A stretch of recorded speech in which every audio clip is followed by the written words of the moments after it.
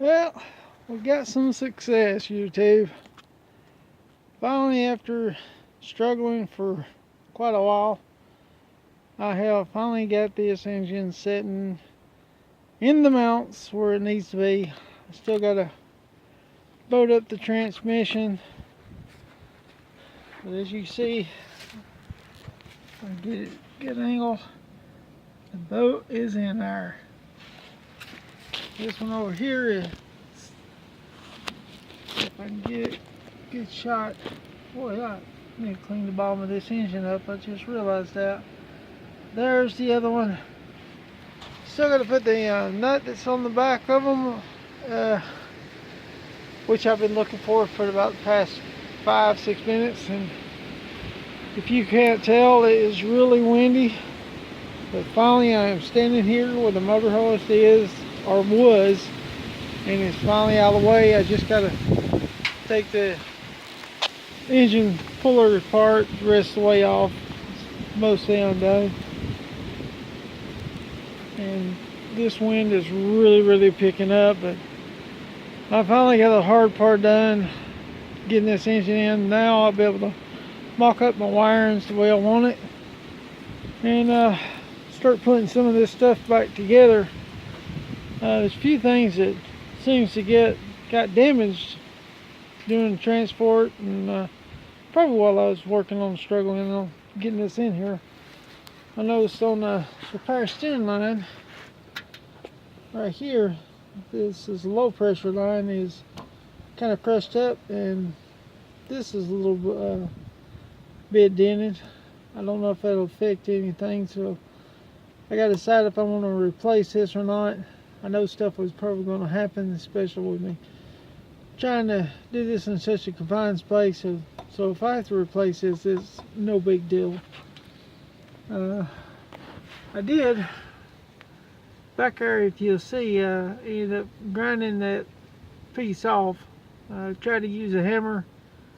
My hammers wasn't big enough. I would have had to have one heck of a sledgehammer, so I went ahead and just grind that down and made it fit. Now it fits like a glove. I was able to get this in here finally, nice and easy. So hopefully I won't have to pull it out again for a while, and maybe I can get it covered up, because if you see, the wind is blowing leaves all over my motor.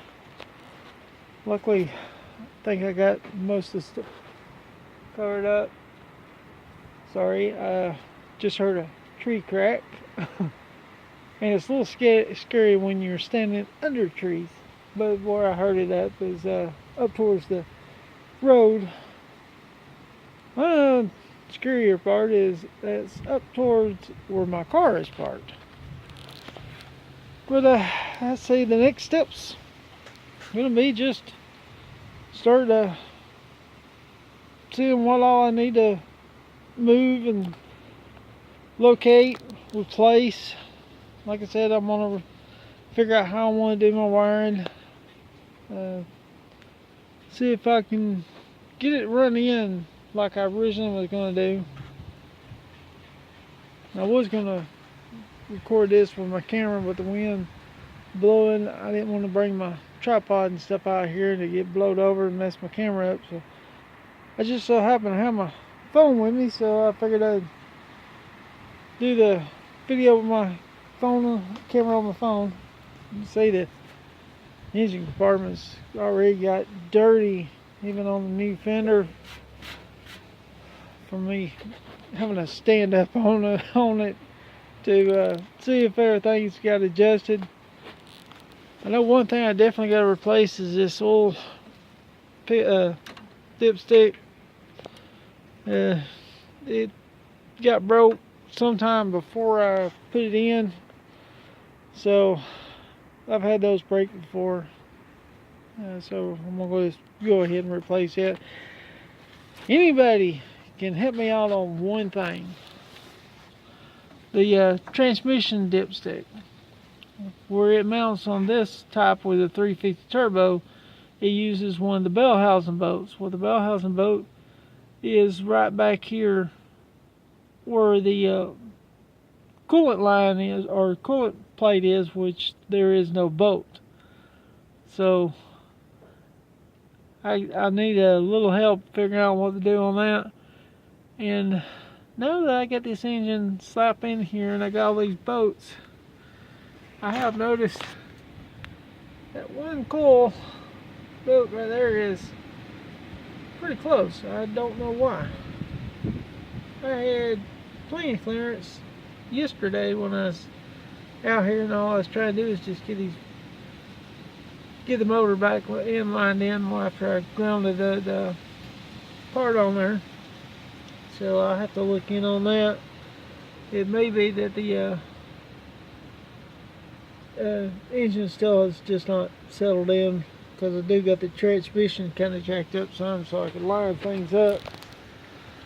But other than that, she's finally in there. Hopefully I won't have to pull it out again for quite some time.